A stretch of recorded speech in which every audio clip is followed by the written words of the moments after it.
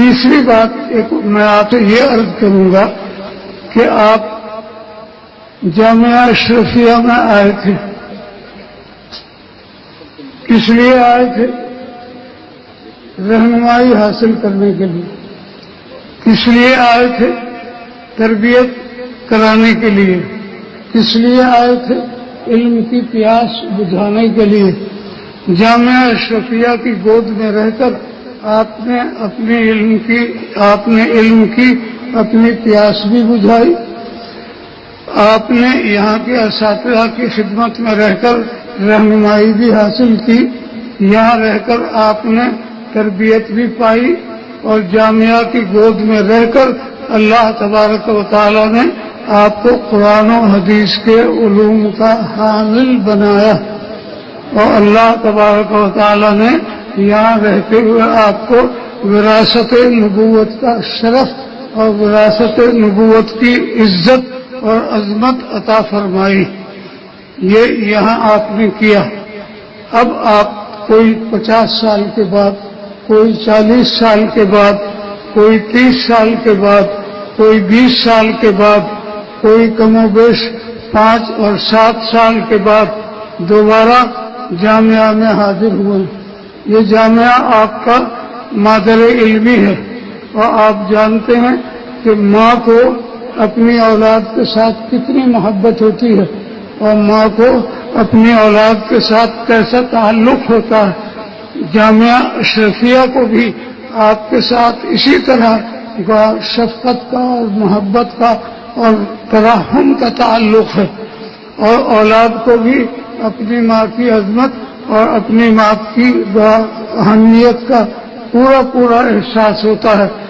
آج جب آپ یہاں 10 سال کے بعد، 15 سال کے بعد، 20 سال کے بعد، 40 سال کے بعد آئے ہیں تو جامعہ کو یہ استحقاق ہے کہ وہ آپ سے یہ سوال کرے کہ یہاں رہ کر جو علوم نبوت کو آپ نے حاصل کیا تھا اور علم و فضل کی قبا جو جامعہ نے آپ سے زیب تن کی تھی، آپ نے اس کی لاج رکھی یا نہیں رکھی؟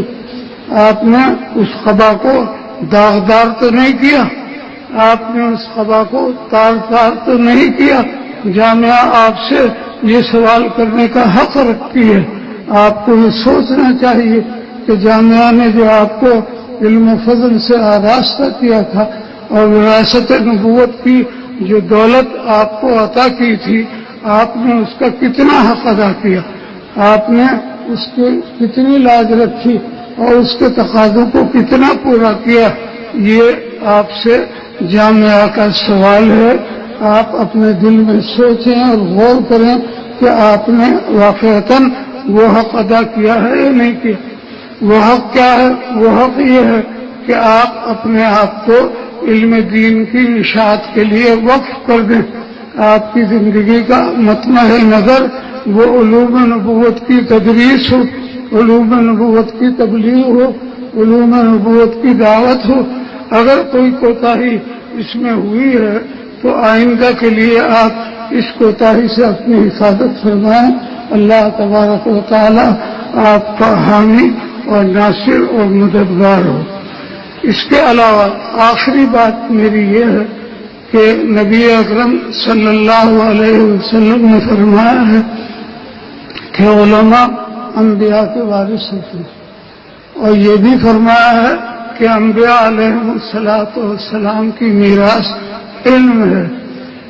آپ کو معلوم ہے کہ علم وہی علم قرآن و سنت کا علم، وہی علم جو عمل کے ساتھ ہوتا ہے، وہی علم جو عظمت کے ساتھ ہوتا ہے، وہی علم جو اخلاص کے ساتھ ہوتا ہے، وہی علم جو اخلاق عالیہ کے ساتھ ہوتا ہے، وہی علم حضرات انبیاء کی میراث.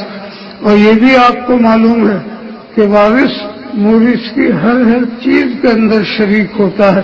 لہذا جو اخلاق نبوت ہیں ان کا حصہ بھی ہمارے اندر آنا چاہیے، جو اعمال نبوت ہیں ان کا حصہ بھی ہمارے اندر آنا چاہیے، جو اللہ کی عظمت و جلال کا تصور ہے وہ بھی ہمارے اندر آنا چاہیے.